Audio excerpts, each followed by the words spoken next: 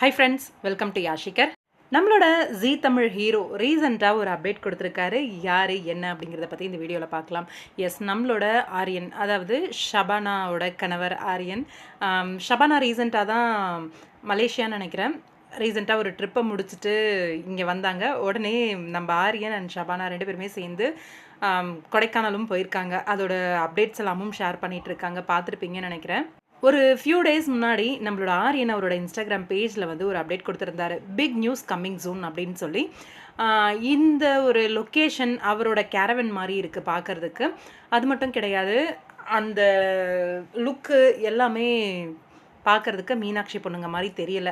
எனக்கு தெரிஞ்சு மூவியில் ஏதாவது கமிட் ஆகி நடிச்சிட்ருக்காரோ அப்படின்னு ஒரு பக்கம், இல்லை அவர் சீரியல் முடிஞ்சு புது சீரியலோட ஷூட் ஏதாவது ஸ்டார்ட் ஆகிடுச்சா, வேறு ஏதாவது வெப் சீரிஸ் மாதிரி கமிட் ஆகிருக்காரா, அதர் லாங்குவேஜில் சீரியஸ் மாதிரி ஏதாவது கமிட் ஆகிருக்காரா என்ன அப்படிங்கிறத பற்றி தெரியலை. ஆனால் பிக் நியூஸ் கம்மிங் சூன் அப்படின்னு சொல்லி ஷேர் பண்ணியிருக்காரு. எனக்கு தெரிஞ்ச வரைக்கும் மூவியாக இருக்கிறதுக்கு வாய்ப்பு அதிகமாக இருக்குது. ஏன்னா 15 டேஸ் தான் மீனாட்சி பொண்ணுங்களோட ஷூட்டிங் இருக்கும். அனதர் 15 டேஸ் வந்து மூவி ஏதாவது கமிட் ஆகி நடிப்பாரோ அப்படின்ட்டு ரொம்ப ஆர்வமாக எதிர்பார்த்துக்கிட்டு இருக்கோம். பார்க்கலாம். ஷபானாவோட கம்பேக்கும் ரசிகர்கள் எல்லாருமே எதிர்பார்த்துட்டு இருக்க ஒரு விஷயமா தான் இருக்குது.